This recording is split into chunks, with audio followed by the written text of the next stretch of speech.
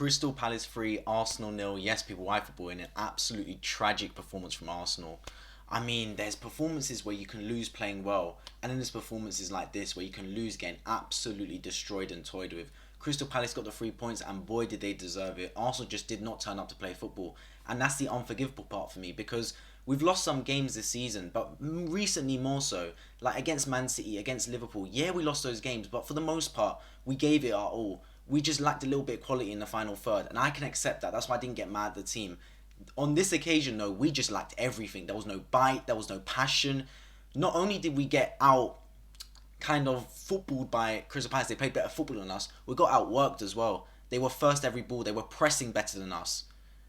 I mean, we've got the quality players on the pitch, so the only way for us to lose this game is if we have an off night in terms of quality, or we get outperformed. And we got outperformed in every facet of the game. Partey today just could not compete in midfield with Cheku Kiate and Jeffrey Schlupp. I mean, Erdegaard today, anonymous. Every time he picked up the ball, it was either a bad pass or he didn't get the ball. Too many bad performances in this team. And then left back and right back. It was a problem and he got exposed. Cedric could not compete with Wilfried Zaha. Bounced off him. Zaha was having a field day every time he got the ball.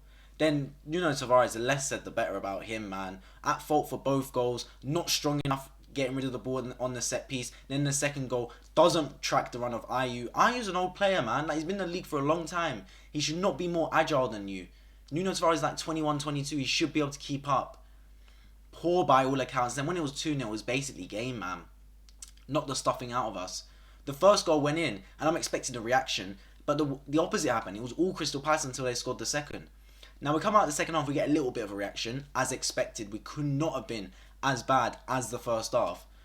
But then we just missed chances, man. Saka, only one that actually tried for me. Went through, pushed down, penalty, maybe, wasn't given, it's fine, we move. Then we have two chances and they're golden, honestly. First one, Lacazette, horrible game for him. Kind of bounces off his feet, falls to Smith Rowe in front of the goal, and he just taps it to the goalkeeper. Absolute P-roller. Horrible. And then the second one, Nketiah flashes it across the box, and Ødegaard on the run, left foot, basically on the penalty spot, wide of the mark. Those are two golden chances. You got to make it 2-2 there. Palace got up the other end and score because Ødegaard gives away another stupid penalty, just like he did against Man United back in the season. At the end of the day, it's a night to remember for Arsenal. It's a night not to remember for Arsenal Football Club. A night quick to forget. And it's one thing losing, but the two bad points are A, the goal difference, because Spurs won 5-1 on the weekend, so they've now actually overtaken our goal difference by a long shot. Secondly, the confidence, because now we go into some easier games against Brighton and Southampton. And I'm looking at the fixtures now. This is why I'm going to change to the fixtures now. Now this is why Arsenal in the front seat for top four, but it is not wrapped up. Because Arsenal's fixtures are bad, man. Especially compared to Tottenham. Arsenal and Tottenham are level on points with Arsenal having a game in hand. But if you look at the fixtures right here, right? Arsenal play Brighton at home. Okay, it should be a win. You don't want to count your eggs before your chickens lay them, but it should be a win. Southampton away, tough game. Not an easy game. Chelsea away, tough game. Man United at home, tough game. West Ham away, tough game. Leeds at home, okay, should be good. Tottenham away, tough game. Newcastle away, tough game. And then Everton at home, should be good. So in those fixtures, only Brighton, Leeds and Everton are really, let's say, Arsenal expected to win. Southampton away, a draw is probably expected. Newcastle away, a draw as well maybe. Like you have to perform well to win. Then you look at Tottenham's fixtures. Aston Villa away, okay, tough game, but Arsenal beat Aston Villa. Brighton, easy. Brentford, easy. Leicester at home, easy. Liverpool away, okay, fair enough, they'll probably lose that game. But then again, they beat Man City away, so who knows with Tottenham. They seem to do alright against the big teams. Obviously, they've got Arsenal, yeah, tough game. Burnley at home, easy. Norwich away, easy. Spurs' fixtures are kind.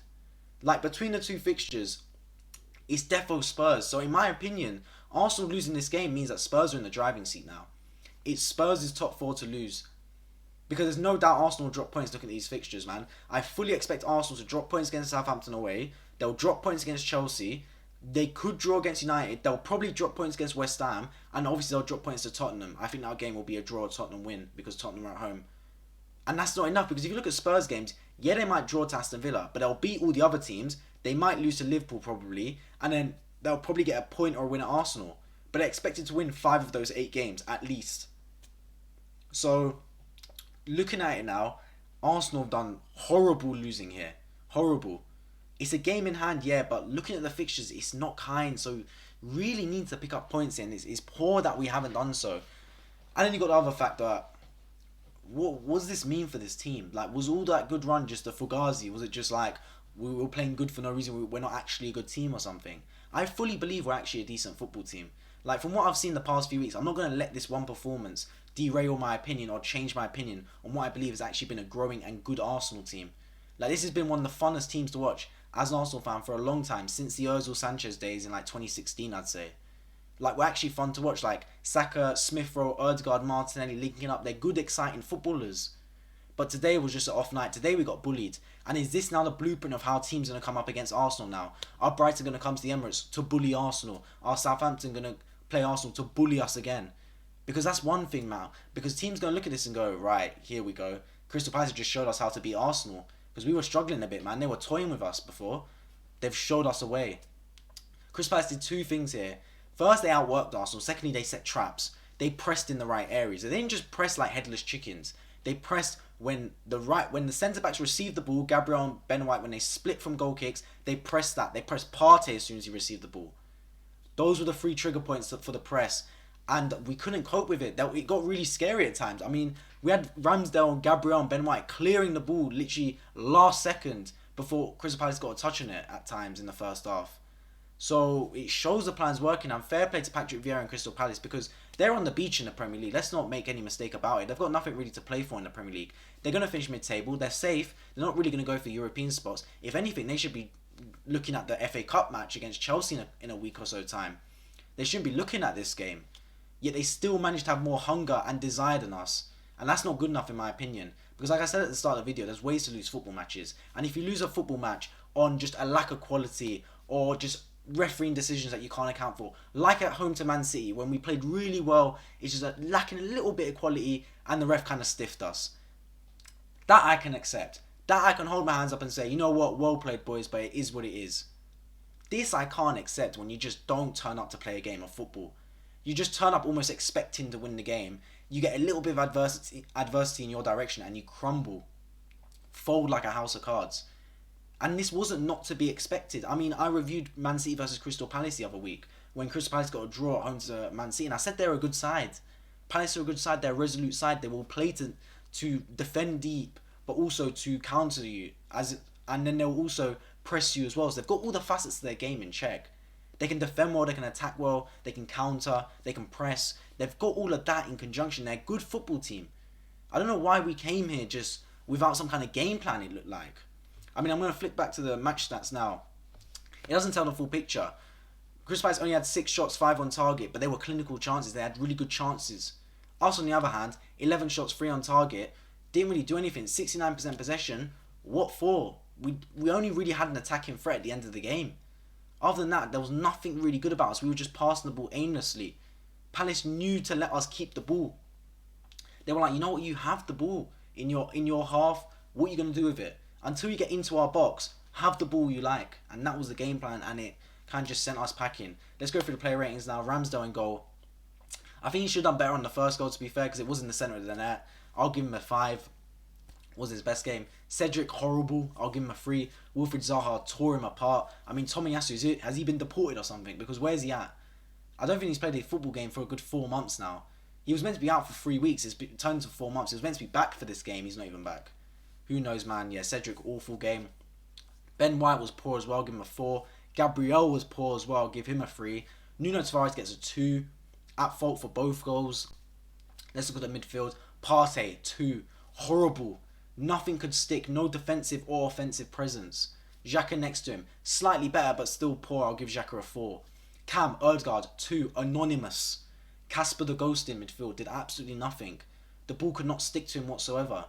Right wing, Bukayo Saka. I'll give Saka a 6, because you know what? At least he tried. If anyone was the danger man, it was Bukayo Saka. He lacked quality, and at the end of the day, one man can't win you a football match. But at least he tried. He was not at fault for us losing this football match. Emil Smith Rowe, I'll give him a 5. You know what?